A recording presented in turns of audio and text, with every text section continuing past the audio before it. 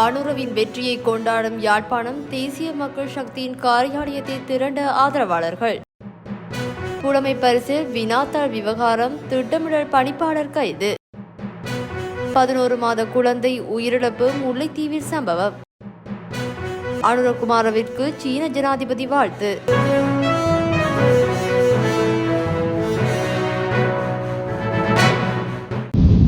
யாழ்ப்பாணத்தில் உள்ள ஆதரவாளர்கள் புதிய ஜனாதிபதி அனுரகுமார திசாநாயக்கவின் வெற்றியை கொண்டாடி வருகின்றனர். யாழ்ப்பாணத்தில் அமைந்துள்ள தேசிய மக்கள் சக்தியின் காரியாலயத்தில் இன்று காலை பொங்கல் பொங்கி அனுரகுமார திசாநாயக்கவின் வெற்றியை ஆதரவாளர்கள் கொண்டாடியுள்ளனர். இதன்போது பொதுமக்களுக்கு பொங்கல் மற்றும் குளிர்பானங்கள் வழங்கப்பட்டன.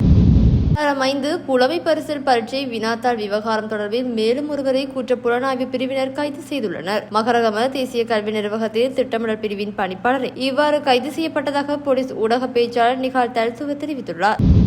முல்லைத்தீவு முள்ளிவாய்க்கால் கிழக்கு பகுதியில் நீர் நிரம்பிய பாத்திரத்திற்குள் வீழ்ந்து குழந்தையொன்று உயிரிழந்துள்ளது. குறித்த குழந்தை தாயுடன் நீராடுவதற்காக வீட்டில் உள்ள குடியறைக்கு சென்றபோது இந்த சம்பவம் இடம்பெறுவதாக தெரிவிக்கப்பட்டுள்ளது. குழந்தை மாஞ்சோலை மாவட்ட வைத்தியசாலையில் அனுமதிக்கப்பட்ட பின்னர் உயிரிழந்துள்ளதாக போலீசார் தெரிவித்தனர். முள்ளிவாய்க்கால் கிழக்கு பகுதியைச் சேர்ந்த 11 மாத குழந்தையை இவ்வாறு உயிரிழந்துள்ளது.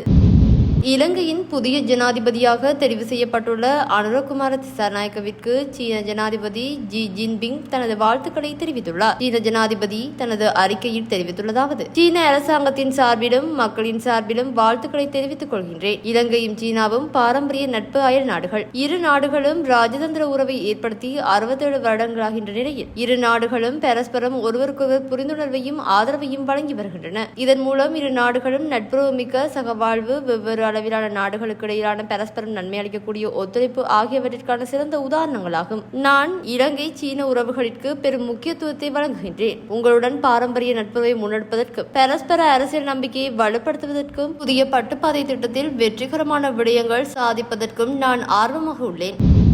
இலங்கை நியூசிலாந்துக்கு இடையிலான முதல் டெஸ்ட் போட்டியில் இலங்கை அணி வெற்றி பெற்று டெஸ்ட் தொடரில் 1-0 என முன்னிலை வகிக்கின்றது. இந்நிலையில் இந்த டெஸ்ட் தொடருக்கு பிறகு உலக டெஸ்ட் சாம்பியன்ஷிப் புள்ளி பட்டியலை ICC வெளியிட்டுள்ளது. இலங்கைக்கு எதிரான டெஸ்ட் போட்டியில் தோல்வியடைந்த நியூசிலாந்து அணி புள்ளி பட்டியலில் 4வது இடத்திற்கு பின்தள்ளப்பட்டுள்ளது. மேலும் இலங்கை அணி இந்த பட்டியலில் தற்போது 3வது இடத்திற்கு முன்னேறியுள்ளது. இலங்கை அணி இதுவரையில் 8 போட்டிகளில் விளையாடி 4 போட்டிகளில் வெற்றியும் 4 போட்டிகளில் தோல்வியும் பெற்றுள்ளமை குறிப்பிடத்தக்கது. மேற்படி புள்ளி பட்டியலில் இந்தியா மற்றும் ஆஸ்திரேலியா ஆகிய அணிகள் முறையே முதல் 2 இடங்களை பெற்றுக் கொண்டுள்ளமை குறிப்பிடத்தக்கது.